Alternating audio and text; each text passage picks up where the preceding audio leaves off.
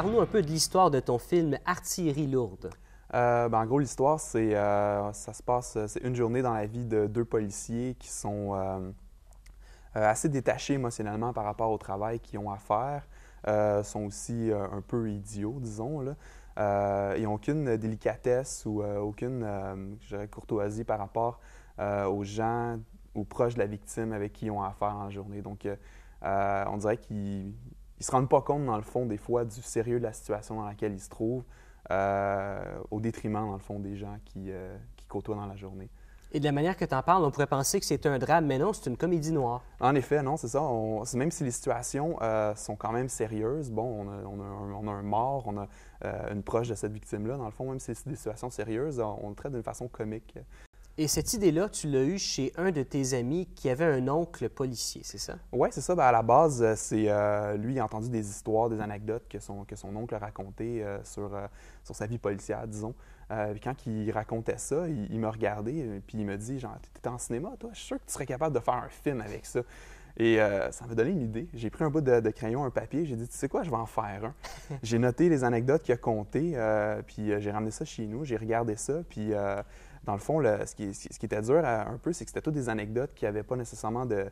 Décousues, c'est ça? Oui, c'est ça. C'était toutes des situations qui n'avaient pas vraiment de lien entre eux. Puis je voulais pas juste faire une série d'anecdotes, je voulais vraiment faire un film narratif complet. Donc, c'est basé sur des faits vécus, ton film? Oui, exactement. C'est basé sur des vraies histoires que disons que j'ai exagéré un peu pour les besoins de la comédie et pour les besoins du film, mais à la base, il y a des éléments dans l'histoire qui sont 100% vrais. Ouais. Et je suis sûr que tout le monde veut savoir c'est quoi les éléments qui sont vrais. Effectivement. Dans le film, les deux policiers s'en vont dans un appartement dans lequel il y a un cadavre. Ils trouvent un cadavre qui est mort là depuis une couple de jours. Et ils appellent le coroner, et dans le fond, puis ils ont à attendre pour l'arrivée du coroner. Pendant ce temps-là, il y en a un des deux qui se décide de se faire venir une pizza. Le fait que deux policiers se trouvent dans un appartement où il y a un corps, ils doivent attendre, et qu'ils commandent une pizza pour attendre, ça, c'est vrai. C'est arrivé pour de vrai. J'ai entendu plusieurs histoires concernant des policiers qui chialent en présence des proches de la victime, comme quoi que le cadavre il pue. L'attitude générale des policiers, le manque de délicatesse par rapport aux proches des victimes qui vivent ces situations-là. Dans le fond, ça, c'est du vrai aussi, même si je l'ai transformé comme je voulais. Mais évidemment, c'est pas tous les policiers qui sont comme ça, c'est juste certaines personnes parmi les policiers. Et je pense qu'il y a une autre anecdote aussi qui est vraie, c'est par rapport à un cadavre qu'il fallait descendre de 10 étages? Marches, oui, une coupe d'étages, oui. Dans le fond, c'est ça.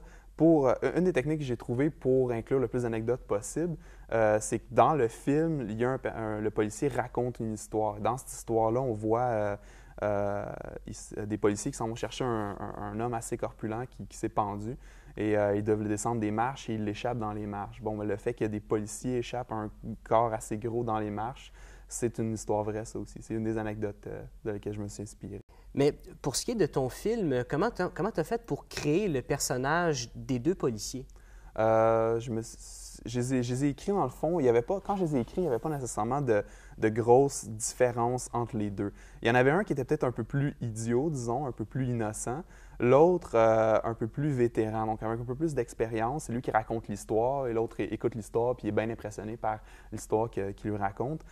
Mais c'est vraiment avec mes deux acteurs, Marc Fournier et Mathieu Dufresne, que j'ai défini un peu plus leur personnalité. Parce que les deux ont eu tellement de fun à jouer ces deux rôles-là que chacun des deux m'ont proposé des choses sur leur personnage. « Hey, ce serait le fun si mon personnage, il serait comme ça ou il aime ce genre de choses-là. » Puis, dans le fond, c'est avec eux que j'ai un peu plus façonné la personnalité des personnages. Ils ont vraiment insufflé beaucoup de eux-mêmes, dans le fond, dans le rôle, là, même s'ils ne sont pas comme ça dans la vraie vie, là, évidemment. Et ces personnages-là avaient vraiment l'air de deux policiers avec leur habit et la voiture de police. Où est-ce que tu as trouvé des habits de policiers aussi réalistes? Dans le fond, j'ai été chanceux parce que Marc, mes deux acteurs, il y avait un contact qui est un ancien policier qui maintenant fait avec sa conjointe, fait de la location, dans le fond, de costumes de police. Donc, c'est des vrais costumes de police qui sont utilisés dans les émissions de télé au Québec ou dans le cinéma et tout ça. Donc, c'est vraiment tangible. C'est vraiment quelque chose de réaliste.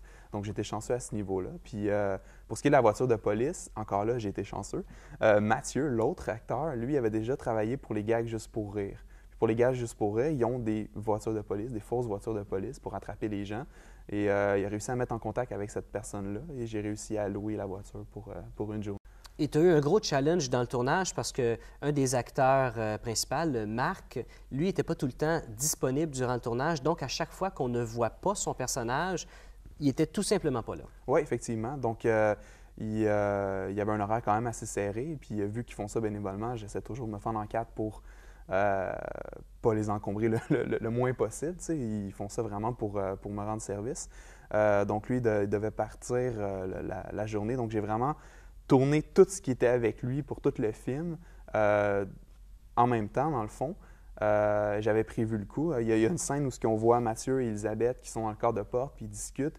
Durant toute la scène, bon, Marc est dans le salon en train de lire un livre, mais quand on a tourné cette scène-là, lui, il n'était pas là. Donc, chaque fois qu'on le voit réagir à ce que Marc et Elisabeth se disent, c'est tout du stock shot que j'ai filmé pendant que je l'avais avec moi, dans le fond. Et durant le reste du tournage, tu as tourné dans un appartement. Oui. On pense que c'est un seul appartement, mais en réalité, tu as tourné ça dans deux endroits, je pense. Oui, c'est ça. Bien, il y a l'appartement principal, puis il y a le couloir puis la salle de bain. J'avais vraiment une idée précise d'un type de couloir que je voulais avoir. Malheureusement, l'appartement où j'ai tourné, le couloir ne fitait pas pour ce que je voulais, pour les genres de plans que je voulais faire. Fait que j'ai tourné à un autre endroit. Puis là, on a une scène où Mathieu est aux toilettes, il parle avec Marc, mais évidemment, Marc n'était pas là à ce moment-là. Donc, c'est juste au montage qu'on fait à croire qu'ils sont au même endroit, avec les sons puis tout ça, là, avec les voix.